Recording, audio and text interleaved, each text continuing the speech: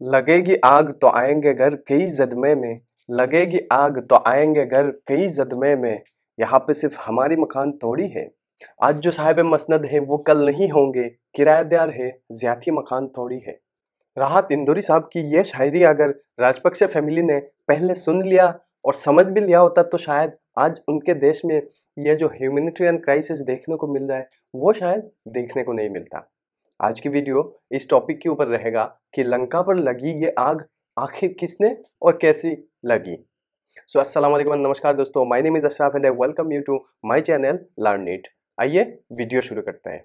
श्रीलंका की इस humanitarian crisis में राजपक्षे की पार्टी की एक एमपी की जान गंवाने, कई सारे एमपीज की घर जलाने से लेकर राजपक्षा फैमिली की भी घर जलाने तक और प्राइम मिनिस्टर राजपक्षा के इस्तीफा देने तक श्रीलंका में ऐसे बहुत इंसिडेंट आज ये वीडियो रिकॉर्ड करते तक हो चुकी है। श्रीलंका में एंटी गवर्नमेंट प्रोटेस्ट तो पहले पीसफुल तरीके से चल रही थी, लेकिन जब पीसफुल तरीके से प्रोटेस्ट करने के बाद भी प्रो गवर्नमेंट प्रोटेस्टर्स द्वारा एक एंटी गवर्नमेंट प्रोटेस्टर की हत्या कर दी गई थी, तब इन प्रोटेस्टर्स की सबर की बांध टूट गई और फिर इन्होंने जाकर राजपक्षा फैमिलीज की घर में आग लगा दी।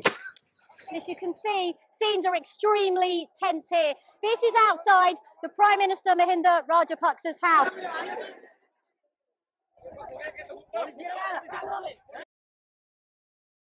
इस तरह एंटी गवर्नमेंट और प्रो गवर्नमेंट प्रोटेस्टर्स के बीच वायलेंस देखने को मिला। आखिर क्वेश्चंस ये आती है कि श्रीलंका के इस प्रकार की हालत की जिम्मेदार कौन है? लोगों को, ऑपोजिशन पार्टियों को ये आने वाली संकट नजर क्यों नहीं आई? दोस्तों, आज की वीडियो इस बारे में ही रहेगा।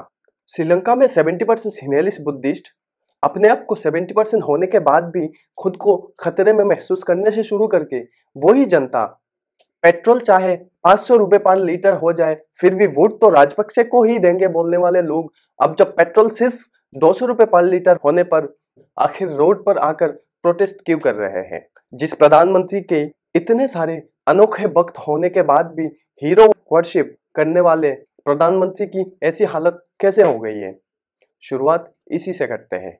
श्रीलंका में 70% सिन्हेलिस बुद्धिस्ट, 13% तमिल हिंदू और 10% मुस्लिम और करीब लगभग 6 से 7% क्रिश्चियंस हैं। राजपक्षे की फैमिली भी उसी 70% सिन्हेलिस्ट बुद्धिस्ट कम्युनिटी से बिलोंग करते हैं। खेल वही से शुरू होता है, अस वर्सेस देम पॉलिटिक्स, खतरे में है पॉलिटिक्स। मोहिंदो राजपक्षा 2005 में पहली बार प्रेसिडेंट बने।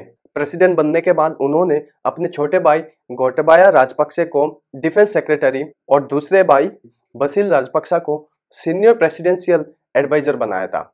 और उस समय राजपक्षा ब्रदर्स पावर में आने के बाद में 70% सिनेलिस्ट बुद्धिस्ट की खतरा शुरू होता है 13% तमिल हिंदुओं से, क्योंकि तमिल टाइगर्स जो एक मिलिटेंट ऑर्गेनाइजेशन उस समय एग्जिस्ट करती थी वो सिनेलिस्ट बुद्धिस्ट डोमिनेटेड गवर्नमेंट के साथ 1983 से लेकर एक कॉन्फ्लिक्ट में रहे हैं। हमेशा से सरकार और तमिल टाइगर्स के बीच ये कॉन्फ्लिक्ट, संघर्ष on end of over the देखने को मिलता था।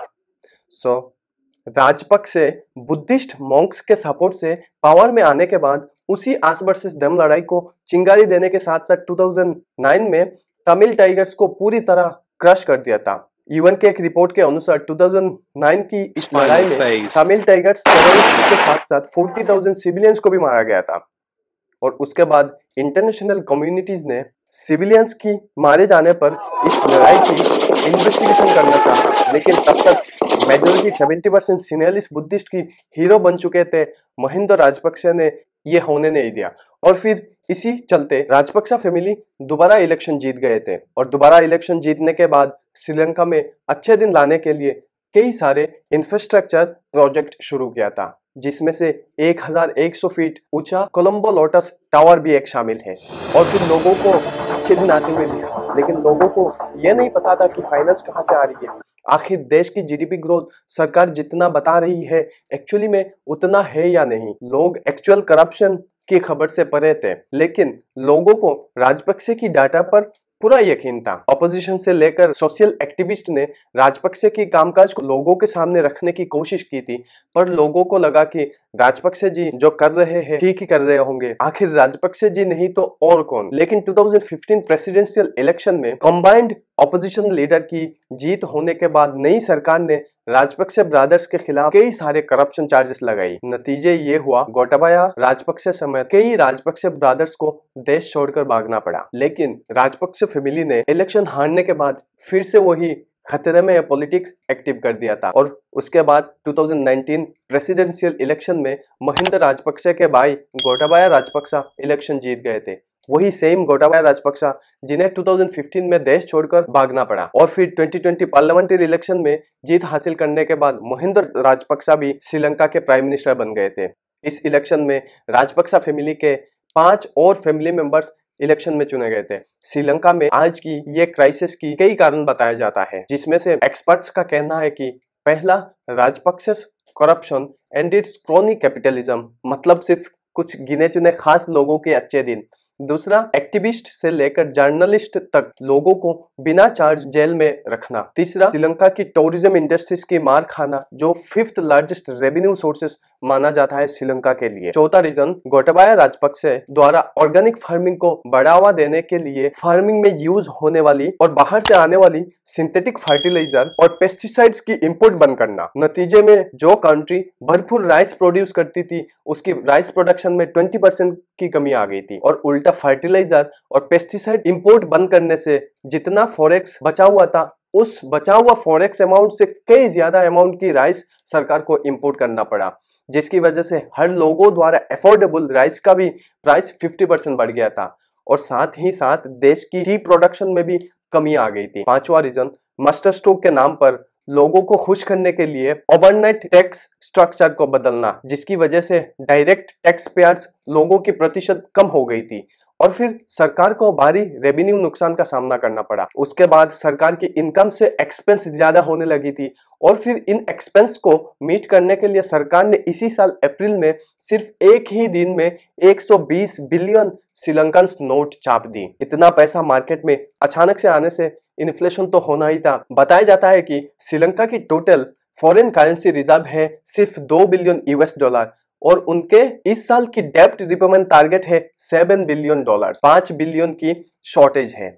लेकिन क्वेश्चन ये आती है कि एक सेमी प्रेसिडेंशियल डेमोक्रेटिक रिपब्लिक की हालत अचानक से ऐसे कैसे हो गई है। क्रेडिट रेटिंग एजेंसीज श्रीलंका की रेटिंग लगातार डाउनग्रेडिंग है बता रहे थे, लेकिन उस एंटी नेशनलिस्ट एजेंसीज की बात कौन सुने। IMF की एक रिपोर्ट में भी ये बताया गया था कि श्रीलंका द्वारा अचानक से किए जाने वाली मनी प्रिंटिंग की वजह से इकोनॉमिक इम्प्लोशन हो सकता है। गोटाबाया सरकार की फाइनेंस मिनिस्टर ने भी टैक्स कट को डेंजरस बताया था। यहाँ तक श्रीलंका के एक एग्रीकल्चरल साइंटिस्ट को भी सस्पेंड कर दिया गया था जब उन्होंने गोटाबाया राजपक्षे की ऑर्गेनिक फार्मिंग को लेकर चिंता जताई थी। आलोचना करने वाले लोगों के मुंह अगर बंद कर दिया जाए तब देश की हालत तो यही होना ही था। और बात ये आती है कि सरकार तो रेटिंग एजेंसी और एक्टिविस्ट लोगों की क्लेम्स को मना कर रही थी, लेकिन जनता को एक्चुअल सच क्यों नहीं दिख रहा था। जनता को एक्चुअली दिख रहा था पर कुछ और दिख रहा था। राजपक्षे फैमिली को पता था कि लोगों को क्या दिखाना है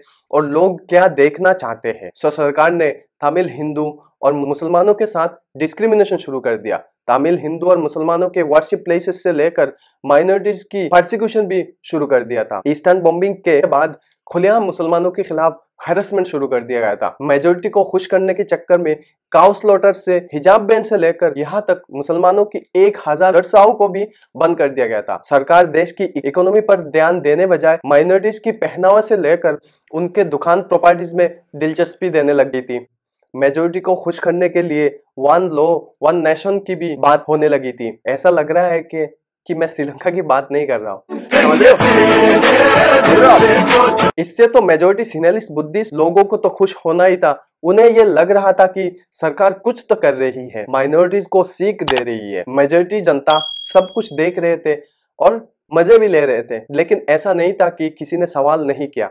सवाल करने वाले जर्नलिस्ट, एक्टिविस्ट को टारगेट भी किया गया। लेकिन राजपक्षे फैमिलीज की इस नफरती पॉलिटिक्स ने अंत में देश की लंका लगा दी। देश की मेजोरिटी से लेकर माइनॉरिटी सभी लोगों को खतरे में डाल दी। इसलिए ये वीडियो राहत इंदौरी साहब की शायरी को बोलते हुए मैंने शुरू किया था कि लगेगी आग तो आएंगे कई घर जदमे में, लगेगी आग तो आएंगे घर कई जदमे में, यहाँ पे सिर्फ हमारी मकान थोड़ी है। आज की वीडियो यही तक, लेकिन श्रीलंका की आज की इस परिस्थिति से हमें और आपको क्या सीख मिलती है, ये आप और हम पर डिपेंड करता है। वीडियो अच्छी लगी तो लाइक, कमेंट और चैनल को सब्सक्राइब करके जरूर जाना। मिलेंगे किसी दूसरे वीडियो में, तब तक गुड बाय, टेक केयर, अल्लाह हाफिज, जय हिंद।